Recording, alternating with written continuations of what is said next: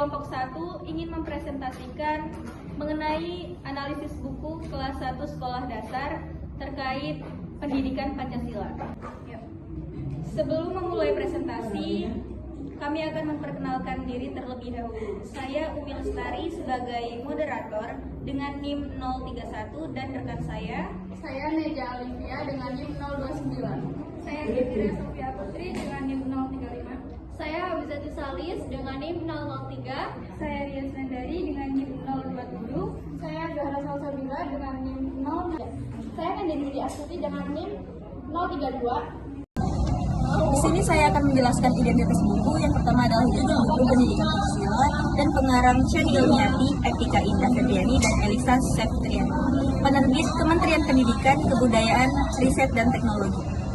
Tujuan analisis yang pertama adalah mengevaluasi relevansi isi dengan kurikulum, yang kedua menilai perkembangan siswa, yang ketiga mengidentifikasi nilai-nilai Pancasila, dan yang keempat mengevaluasi metode dan pendekatan pembelajaran, yang kelima meninjau penyajian visual dan desain buku, yang keenam menilai aspek keberlanjutan pembelajaran, dan yang ketujuh adalah menemukan potensi perbaikan.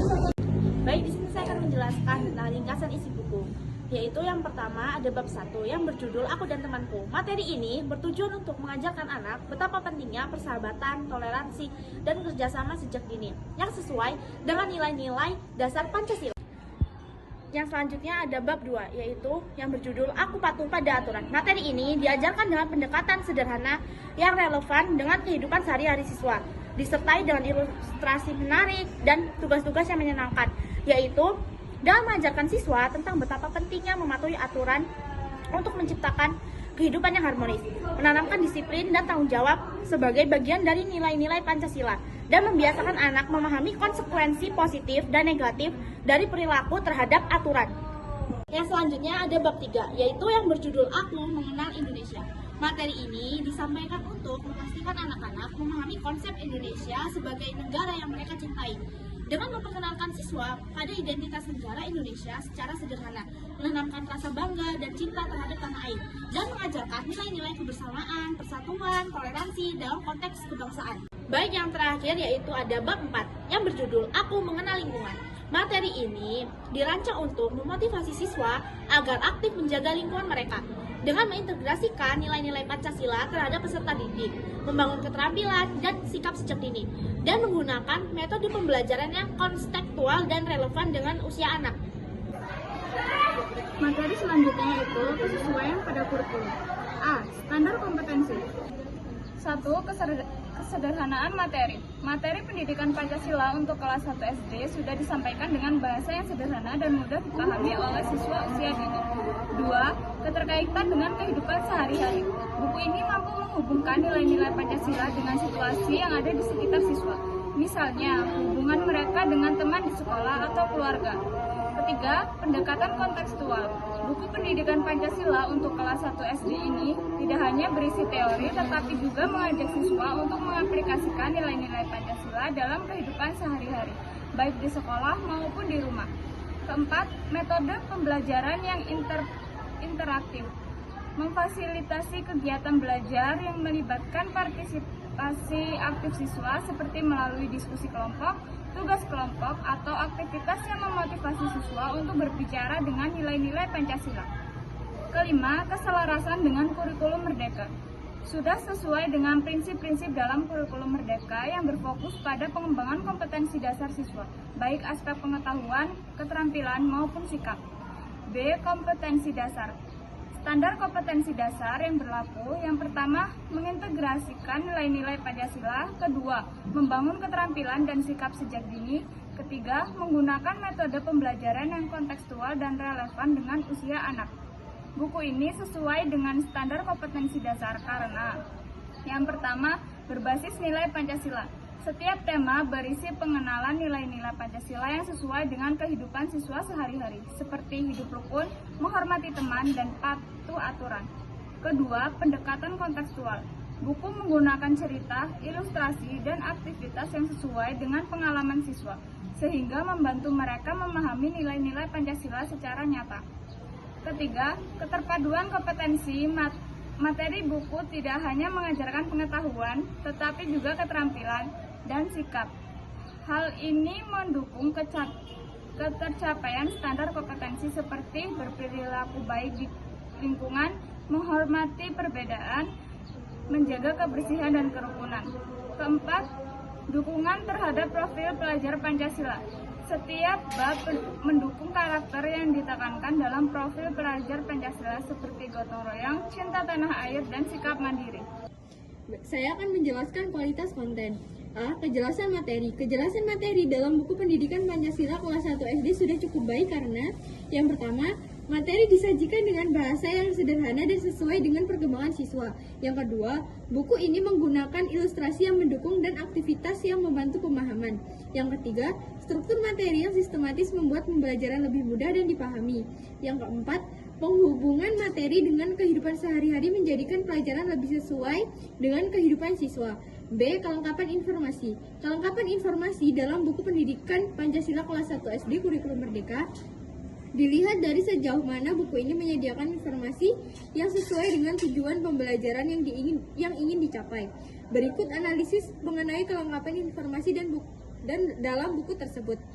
1. Pengertian dan nilai-nilai Pancasila. Buku ini mencakup nilai-nilai dasar dari Pancasila yang merupakan inti dari pembelajaran pendidikan karakter seperti sila ke-1, ketuhanan yang Maha Esa, mengajarkan siswa tentang pentingnya iman dan takwa. Sila kedua, kemanusiaan yang adil dan beradab, mengajarkan pentingnya rasa hormat dan perlakuan yang adil terhadap orang lain. Sila ketiga, persatuan Indonesia, memperkenalkan pentingnya persatuan dan kerjasama antar sesama anak bangsa. Sila keempat, kerakyatan yang dipimpin oleh hikmat kebijaksanaan dalam permusyawaratan perwakilan, mengenalkan nilai-nilai demokrasi dan musyawarah. Sila kelima, keadilan sosial bagi seluruh rakyat Indonesia, mengajarkan nilai keadilan dan pemertahanan. Yang kedua, pengenalan geografi Indonesia. Buku ini mencakup informasi dasar mengenai geografi Indonesia seperti keberagaman pulau dan provinsi di Indonesia. Yang ketiga, tema kehidupan sehari-hari. Buku ini mencakup berbagai tema penting yang berkaitan dengan kehidupan sehari-hari seperti keberagaman sosial, budaya, dan agama. Yang keempat, aktivitas pendukung yang mendalam. Buku ini dilengkapi dengan berbagai aktivitas yang mendukung pemahaman seperti mewarnai peta Indonesia dan gambar pulau-pulau, menghubungkan gambar dengan nama, permainan peran untuk mempraktikkan nilai-nilai seperti gotong royong dan kerjasama, dan latihan menulis dan menggambar tentang teman dan lingkungan sekitar. Di sini saya akan menjelaskan tentang relevansi contoh. Yang pertama ada Aku dan Temanku. Buku ini mengajarkan tentang pentingnya berbagi, bekerja sama, dan membantu teman. Contoh yang diberikan adalah membantu teman yang sedang kesulitan atau saling menyapa. Ini adalah contoh yang sangat relevan dengan interaksi sosial yang dilakukan siswa di sekolah. Yang kedua ada Aku Patuh Pada Aturan.